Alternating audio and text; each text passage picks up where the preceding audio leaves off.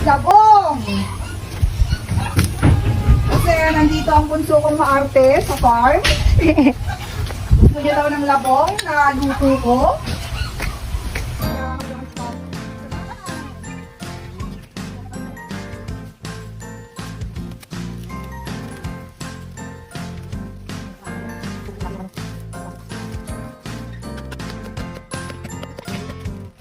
Kuha na natin yung labong.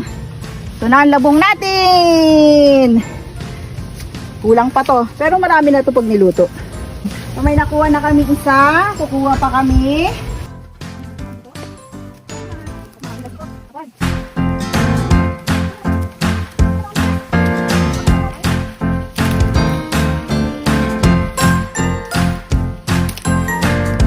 Yung puno ng kawayan dito guys. Baka gusto nyong bumili ng mga kawayan.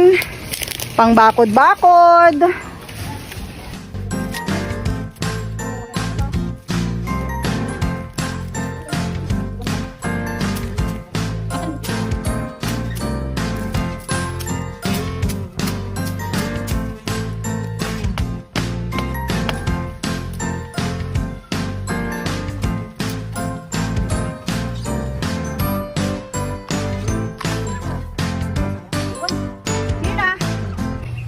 Yun ang aming labong.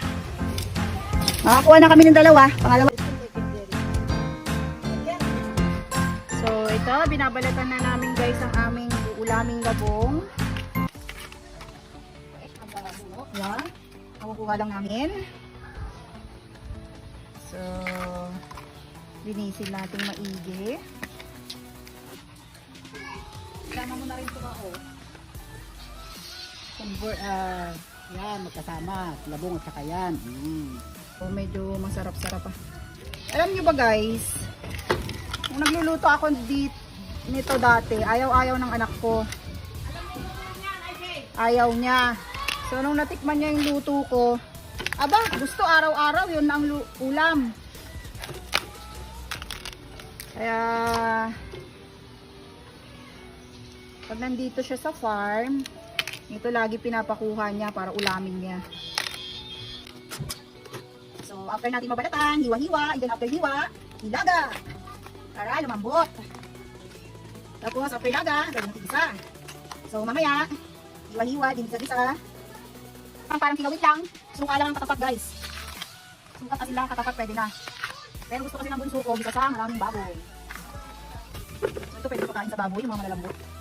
Yung malambot lang, pero matitigas na din. So, ito pwede pakain sa baboy, malalambot. Hiwa-hiwa guys. After natin mabalatan, hiwain natin siya ng ganito kanipis. Yan, hiwain natin. Kasi kailangan manipis lang siya guys para mabilis malaga. Kasi ilalaga pa natin ito. Kailangan ganyan lang kanipis. Guys, kumukulo, pinakulo na natin. Yan. After that, cooking na ulit.